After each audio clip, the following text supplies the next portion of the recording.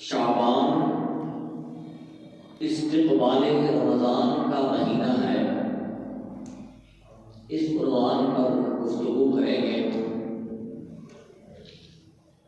اور رمضان کا استقبال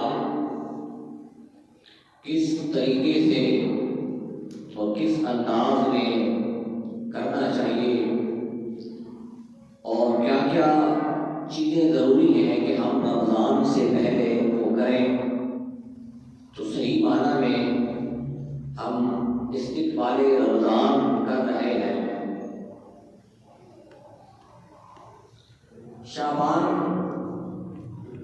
کے مہینہ کی اپنی فضیلت ہے۔ رمضان تمام مہینوں کا سردار مہینہ ہے۔ شعبان میں 15 شعبان المعظم، شب برات بھی جس کو کہتے ہیں، وہ بھی اسی مہینہ میں ہے، لیکن اس سے بڑھ کر شعبان کے متعلق خود رسول اللہ صلی اللہ علیہ وسلم نے ارشاد فرمایا، شعبان شہری و رمضان شہر اللہ، رمضان اللہ کا مہینہ ہے اور شعبان میرا مہینہ ہے۔ ویسے تو تمام دن، تمام راتیں، تمام مہینے، تمام سال، تمام ساعتیں اللہ ہی کی ہیں اور اللہ ہی نے بنائی ہیں، لیکن بطور خاص رسول اللہ صلی اللہ علیہ وسلم نے شعبان کی نسبت اپنی طرف کی ہے کہ شعبان میرا مہینہ ہے اور رمضان اللہ کا مہینہ ہے۔ قرآن نے کئی مقامات پر یہ بھی ارشاد فرمایا، اطیعوا اللہ و اطیعوا الرسول، ہمیں اللہ کی بھی اطاعت کرنی ہے اور رسول کی بھی اطاعت کرنی ہے۔ یہ ہمارے لیے واجب ہے، فرض ہے، ضروری ہے۔ تو اس آیت کی روح سے یہ بات ثابت ہو گئی کہ شعبان کے ساتھ ہمیں محبت اس وجہ سے ہے کہ یہ اس کی نسبت رسول اللہ کی طرف ہے، اور رمضان کے ساتھ ہمیں محبت اور عقیدت اس وجہ سے ہونی چاہیے کہ وہ اللہ کا مہینہ ہے۔ تو رسول اللہ صلی اللہ علیہ وسلم نے اس مہینہ کی نسبت اپنی طرف کی، شعبان شہری، شعبان میرا مہینہ ہے۔ سوال یہ پیدا ہوتا ہے کہ رسول اللہ نے یہ نسبت کیوں کی؟ اس وجہ سے کی اور بطور خاص اس وجہ سے حکم دیا کہ تم جس طریقہ پر میں شعبان گزارتا ہوں اسی طریقہ پر تم نے بھی شعبان گزارنا ہے۔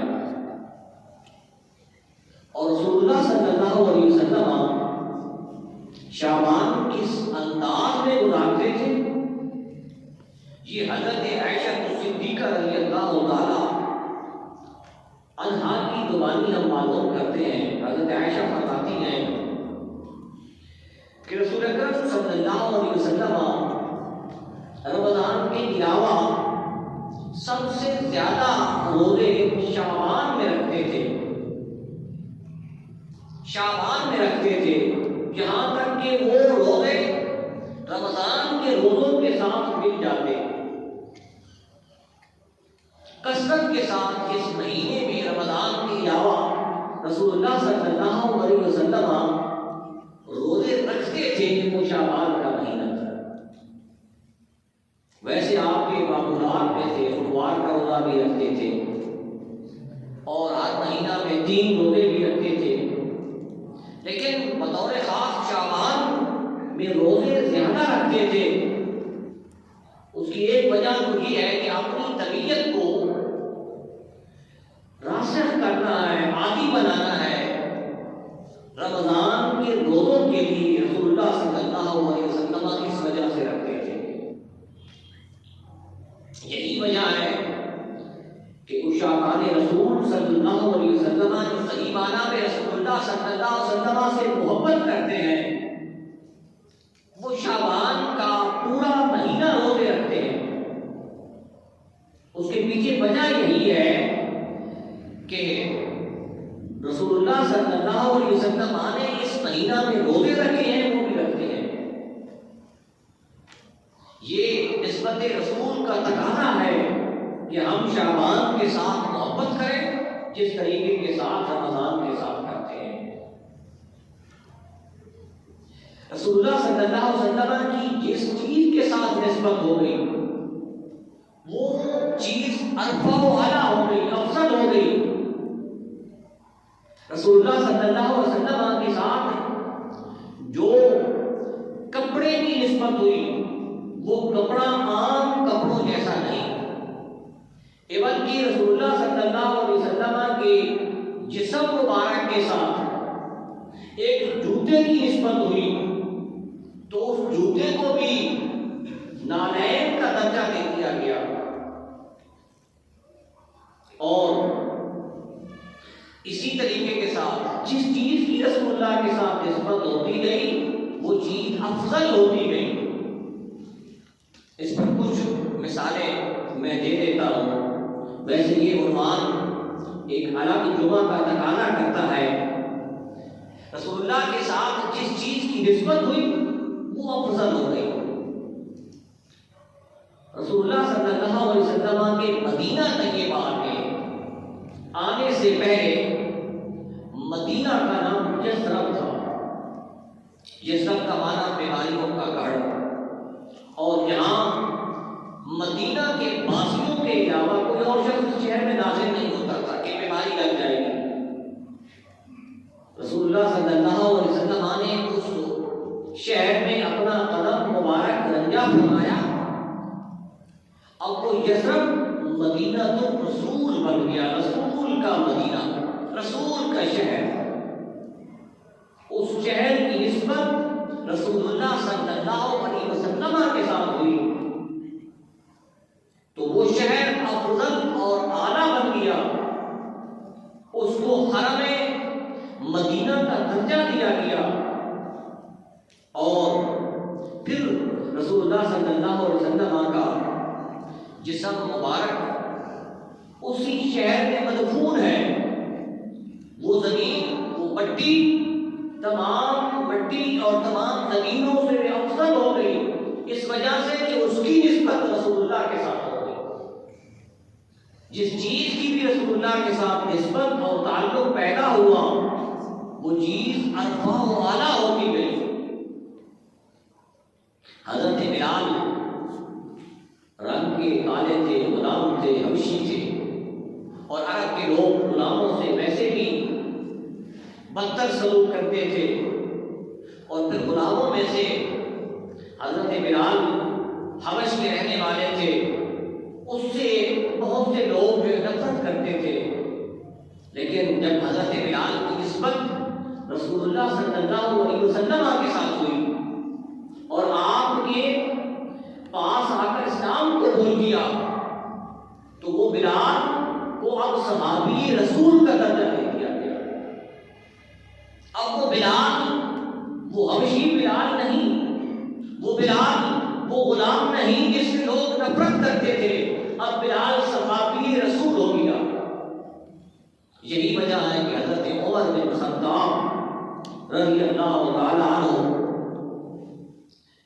کہ دفعہ خود اپنے آپ سے مخاطب ہو کر کہتے ہیں کہ تم تو خطاب کے بیٹے ہو، اور وہ زمانہ بھی یاد کرو کہ جب تمہیں تمہارا باپ اونٹوں کی حفاظت کے لیے بھیجا کرتا تھا اور تم سے وہ جانور قابو نہیں ہوتے تھے، حفاظت نہیں ان کی کر سکتے تھے، اور آج تم یہ دیکھو کہ 22 لاکھ مربع میل کے اوپر تمہاری حکومت ہے،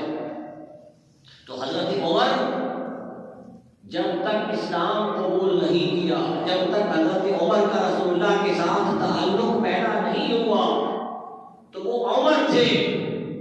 جب رسول اللہ کے ساتھ تعلق پیدا ہو گیا تو اب امیر المومنین ہو گئے.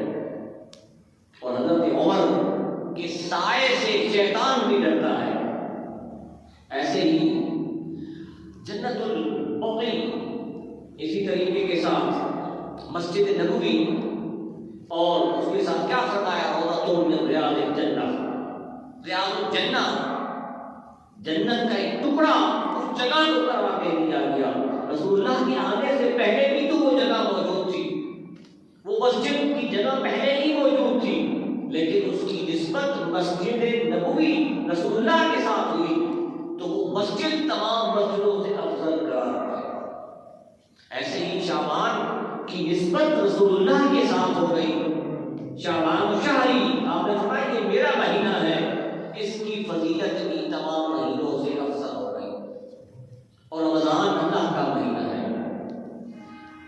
رسول اللہ صلی اللہ علیہ وسلم نے کیا فرمایا، انما سمی شعبان بأنه ينشأ فی خیر نصیب للصائم، کہ شعبان کو شعبان اس وجہ سے کہا جاتا ہے کہ اس میں روزہ داروں کے لیے روزہ رکھنے والی بہت سی شاخیں ہیں، بہت سا سامان ہے.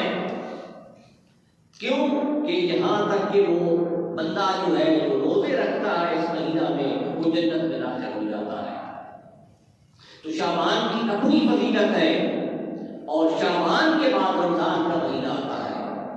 رسول اللہ صلی اللہ علیہ وسلم شعبان کے مہینہ میں ایک خطاب فرماتے تھے، خطبہ دیتے تھے. ایک صحابی کہتے ہیں 29 شعبان کو خطبہ دیا حضرت سلمان فارسی کہتے ہیں 29 شعبان کو.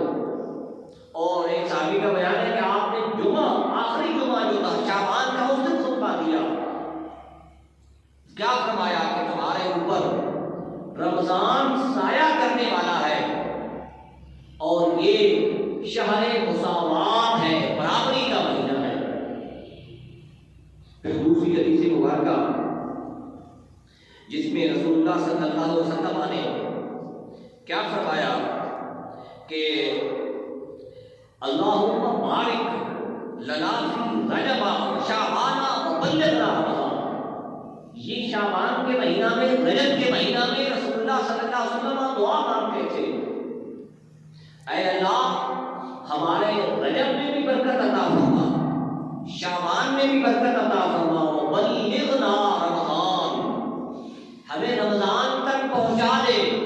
اس کا مطلب یہ ہوا کہ ہماری عمر میں برکت عطا فرما. یہ جو ماہ رمضان کا مہینہ آنے والا ہے، ہماری عمر اتنی ہو کہ ہم اس مہینہ کو پالیں، اس میں روزے رکھیں. یہ دعا مانگتے تھے. رسول اللہ صلی اللہ علیہ وسلم بلغنا، پہنچا دے، ہمیں یہ نصیب میں، ہمارے نصیب میں لکھ دے کہ ہم یہ رمضان کے روزے رکھ سکیں. رسول اللہ صلی اللہ علیہ وسلم کو اتنی خواہش ہوتی تھی کہ حدیث مبارکہ میں رجب سے یہ دعا مانگتے تھے. رجب کے مہینہ سے 2 مہینے پہلے آپ یہ دعا مانگتے، اور آپ کی دعا کا جو مقصد یہ تھا کہ رمضان ہمیں نصیب ہو جائے اور ہم اس رمضان میں روزے رکھ سکیں. یہ رسول اللہ صلی اللہ علیہ وسلم کی خواہش تھی. اور آج بھی اگر کسی کے ایمان، مومن ہونے کا اور اس کے پکے مسلمان ہونے کا کوئی اگر ثبوت چاہیے یا کسی کو کوئی نشانی معلوم کرنی ہو تو وہ بندہ رمضان کے آنے پر جو خوش ہے وہ پکا مسلمان اور مومن ہے، اور جو رمضان کے آنے پر پریشان ہو رہا ہے اور غمگین ہو رہا ہے، اس کا چہرہ جو ہے وہ سیاہ ہو رہا ہے، تو یوں سمجھ لیجیے کہ اس کا ایمان کمزور ہے، وہ ایمان کا پکا نہیں ہے. کیونکہ مومن وہ ہے جو رمضان کے آنے پر، اس برکت والے مہینے کے آنے پر خوش ہوتا ہے. کیوں؟ رسول اللہ صلی اللہ علیہ وسلم نے یہ دعا مانگی ہے. پھر آئے کہ استقبال رمضان کیا ہے.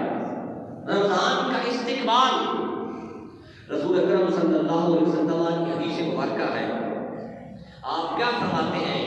آپ نے صحابہ سے پوچھا کہ ماذا یستقبلکم وتستقبلون، تمہیں پتا ہے کہ تم کس چیز کا استقبال کر رہے ہو اور تمہارا کون استقبال کر رہا ہے؟ 3 مرتبہ پوچھا کہ تم کس کا استقبال کر رہے ہو اور تمہارا کون استقبال کر رہا ہے، تم کس کا انتظار کر رہے ہو، تمہارا کون انتظار کر رہا ہے؟ یہ 3 مرتبہ صحابہ کرام سے پوچھا۔ حضرت عمر بن خطاب رضی اللہ تعالیٰ عنہ نے عرض کی، یا رسول اللہ، کیا کوئی وحی آنے والی ہے، اللہ کی آیت نازل ہونے والی ہے جس کا ہمیں انتظار ہے اور وہ وہی ہمارا انتظار کر رہی ہے؟ اللہ کا حکم کوئی یہ آنے والا ہے؟ رسول اللہ صلی اللہ علیہ وسلم نے فرمایا نہیں۔ پھر فرمایا، یا رسول اللہ، کیا ہمارے اوپر کوئی جنگ آنے والی ہے کہ جنگ ہمارا استقبال کر رہی ہے، دشمن ہمارا استقبال کرے گا اور ہم دشمن کا استقبال کریں گے، ہمارے اوپر کوئی جنگ آنے والی ہے؟ تو رسول اللہ صلی اللہ علیہ وسلم نے فرمایا، نہیں، جنگ بھی نہیں آنے والی اور نہ کوئی وحی آنے والی ہے۔ آپ نے کیا فرمایا؟ فرمایا کہ تمہارے اوپر ایک مہینہ آنے والا ہے، تمہارا استقبال ایک مہینہ کرنے والا ہے اور تم رمضان کا استقبال کرنے والے ہو، رمضان تمہارا استقبال کرنے والا ہے۔ وہ کون سا مہینہ؟ جس پہ فرمایا، ان اللہ یغفر فی اول لیلۃ من شہر رمضان لکل اہل ہذہ القبلہ، فرمایا کہ جس کی رمضان کی پہلی رات میں اللہ تبارک و تعالیٰ تمام عبادت گزاروں کو، اہل قبلہ، جو قبلہ کی عبادت کرنے والے ہیں، سب کو اللہ بخش دے گا۔ وہ رمضان کو گھڑی تمہارے اوپر آنے والی ہے، تو اس کا استقبال کر رہے ہو۔ جی رسول اللہ صلی اللہ علیہ وسلم نے صحابہ کرام کو فرمایا کہ تم رمضان سے ملنے والے ہو، رمضان تم سے ملنے والا ہے۔ اور یہ اتنی خواہش صحابہ کرام کو بھی تھی اور رسول اللہ کو بھی تھی اس رمضان کے آنے کی۔ پھر آج دنیا میں آپ دیکھتے ہیں کہ ہمارے پاس کوئی خاص ہمارا ایونٹ ہوتا ہے، شادی ہوتی ہے یا کسی ہمارے دوست نے، رشتے دار نے ہمارے پاس آنا ہوتا ہے، اس کی تاریخ ہمیں معلوم ہو جاتی ہے کہ فلاں دن کو فلاں شخص جو ہے ہمارا بیٹا باہر سے آ رہا ہے یا ہماری کوئی خوشی ہے، ہم اس کا بےتابی کے ساتھ انتظار کرتے ہیں اور ان دنوں کو ہم گنتے ہیں۔ اور ایک صوفی اللہ کے ایک بندے کو کہتے ہیں کہ جب شعبان شروع ہو جائے تو تم رمضان کی آمد کا بھی انتظار ایسے کرو جیسے تم اپنی خوشی کا انتظار کرتے ہو، اپنے کسی بیٹے کے آنے کا انتظار کرتے ہو، اپنے کسی شادی یا اپنے ایک اہم پروگرام کا انتظار کرتے ہو کہ اب 5 دن رہ گئے، 10 دن رہ گئے۔ تم شعبان میں بھی ایسے رمضان کے دنوں کہ اب کتنے دن رہ گئے ہیں، یہ استقبال رمضان تھا کہ اپنے آپ کو تم رمضان کے لیے تیار کر لو۔ رمضان کی بہت بڑی فضیلت ہے، رسول اللہ صلی اللہ علیہ وسلم کی بہت سی حدیث مبارکہ ہیں۔ حضرت عبادہ فرماتے ہیں، حضر رمضان عطاکم رمضان شہر برکت ہے، کہ یہ برکت والا مہینہ ہے۔ یہ برکت کئی لحاظ سے ہے، نیکیوں کے لحاظ سے بھی برکت ہے، کاروبار کے لحاظ سے بھی برکت ہے، لوگوں کی مصروفیات اور ٹائم کے لحاظ سے بھی برکت ہے۔ نیکیوں کے لحاظ سے کیسے برکت ہے کہ رمضان میں لوگ نیکیاں کثرت کے ساتھ کرتے ہیں، ہماری نیکیوں میں برکت ہو جاتی ہے، نماز بھی پڑھ رہے ہیں، تراویح بھی پڑھ رہے ہیں، روزہ بھی رکھ رہے ہیں، قرآن کی تلاوت بھی، صدقہ و خیرات، یہ نیکیوں میں برکت ہے۔ ہمارے ٹائم میں برکت کیسے ہو جاتی ہے؟ آج دیکھیں آج بندہ مصروف ہے، کوئی ٹائم نہیں ہمارے پاس، لیکن جب رمضان آتا ہے ہمارے ٹائم میں، وقت میں برکت ہو جاتی ہے، وہی ہم ہوتے ہیں، وہی ہماری مصروفیات ہوتی ہیں، لیکن اللہ ٹائم میں برکت ڈال دیتا ہے۔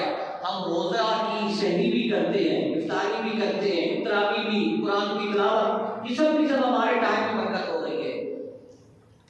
کاروبار میں بھی برکت ہماری ہو جاتی ہے، رزق میں برکت برکت ہو جاتی ہے جی. آپ دیکھ لیں کہ رمضان میں ہمارے دسترخوان میں کتنی برکت ہو جاتی ہے. ایک غریب سے غریب بندہ بھی ہے, اس کے گھر میں بھی شام کے وقت ایک اچھا کھانا بنتا ہے. ہو سکتا ہے کئی ایسے گھر ہوں کہ جنہوں نے یہ کھانے, یہ نعمتیں, یہ پھل, یہ فروٹ, یہ دیگر چیزیں جو ہے وہ رمضان میں نہ دیکھی ہو. یہ ہے, یہ اس رمضان میں برکت ہوتی ہے. پھر آپ دیکھ لیں کاروبار میں برکت ہے. جتنا رمضان میں کاروبار زیادہ ہوتا ہے, لوگوں کی آمدن بڑھ جاتی ہے, اخراجات بڑھتے ہیں, آمدن بھی اللہ تبارک و تعالیٰ بڑھا دیتا ہے اس کی. یہ آپ نے فرمایا کہ یہ برکت والا مہینہ ہے, یہ مساوات والا مہینہ ہے, برابر ہے سب کے سب. جب دسترخوان لگا ہوتا ہے افطار کا, روزہ کھولنے کے لیے سب کے سب بیٹھے ہوتے ہیں انتظار میں, ایک وقت کا انتظار کیا جا رہا ہوتا ہے, سب کے لیے وہ ٹائم برابر ہوتا ہے. فرمایا مساوات کی برابری کا مہینہ بھی ہے. تو رمضان کا مہینہ ہمارے پاس آنے والا ہے, اس کے چند دن چند لمحے باقی ہیں. ہم اس برکت والے, اس مساوات والے مہینے کی ہم نے تیاری کرنی ہے. اور یہ جو رمضان کا مہینہ ہے, یہ آج میں تفسیر روح البیان میں پڑھ رہا تھا کہ یہ سب سے پہلے حضرت آدم علیہ السلام کے زمانہ میں یہ شروع ہوا. ایک بادشاہ تھے, اس بادشاہ کا نام تمبورت بادشاہ تھا. حضرت آدم علیہ السلام کے بعد گزرے ہیں. یہ اللہ تعالیٰ نے کیوں اس کو لعنت کر دیا, یہ وجہ میں پڑھ رہا تھا. تو کہا جاتا ہے کہ اس بادشاہ کے زمانہ میں قحط پڑ گیا. آج ہمارے زمانے میں تو قحط نہیں ہے, وہ پرانے زمانے میں قحط سالی ہوتی تھی, لوگوں کے پاس اناج غلہ ختم ہو گیا. اللہ کی طرف سے یہ حکم دیا گیا ان لوگوں کو جو اس زمانے میں رہتے تھے, کہا گیا کہ تم دن کو روزہ رکھو, دن کو تم کچھ نہ کھاؤ, ایک وقت تک تم نے کھانا کھانا ہے, دن کو تم نے کچھ نہیں کھانا. اور شام کے وقت حکم دیا گیا عمراء کو, امیر لوگوں کو, کہ تم نے غریبوں کو ایک وقت کا کھانا دینا ہے. ان کو حکم دیا گیا کہ تم نے خود ایک وقت کا کھانا کھانا ہے اور ایک وقت کا کھانا اپنا بچا ہوا غریبوں کو دینا ہے. اور غریبوں کو بھی حکم دیا گیا کہ تم نے ایک وقت کا کھانا کھانا ہے. یہ وہاں سے, یہی وجہ ہے کہ قرآن کیا کہتا ہے, کتب علی الذین من قبلکم, تم سے پہلے بھی روزے فرض کیے گئے. یہ آدم علیہ السلام سے یہ عبادت چل رہی ہے. اس رمضان کے روزہ رکھنے کے بہت سے فوائد ہیں, اور ان میں سے ایک فائدہ یہ بھی ہے کہ ہم نے دوسروں کا احساس بھی کرنا ہے. اب آئے رمضان کی ہم نے تیاری کیسے کرنی ہے. چند دن باقی ہیں, چند لمحے باقی ہیں. سب سے پہلے یہ ہے کہ ہم نے رمضان کے آنے سے پہلے اپنی مصروفیات کو کم کرنا ہے. اپنی جو دنیاوی مصروفیات ہیں ان کو ٹائم ہم نے ان کا کام کرنا ہے, اور جو ہماری دینی یا ہم نے جو رمضان میں دیگر معمولات ہیں ان کا ٹائم نکالنا ہے. کون سا تراویح کے لیے ہم نے وقت نکالنا ہے, نماز باجماعت پڑھنی ہے, پھر اس کے بعد قرآن مجید فرقان حمید کی جو ہے وہ ہم نے تلاوت کثرت کے ساتھ کرنی ہے. اپنی مصروفیات کو, جس کو ٹائم مینجمنٹ آج کہا جاتا ہے, کہ اپنا ٹائم مینیج کرنا ہے. اور یہ کرنا اس وجہ سے ضروری ہے کہ ابھی سے ایک اپنا ایک معمول بنا لیں, ٹائم مقرر کر دیں, تو پھر آنے والے دنوں میں رمضان میں مشکلات نہیں ہوگی. دوسرا کیا ہے کہ صدقہ و خیرات کا اہتمام کرنا ہے.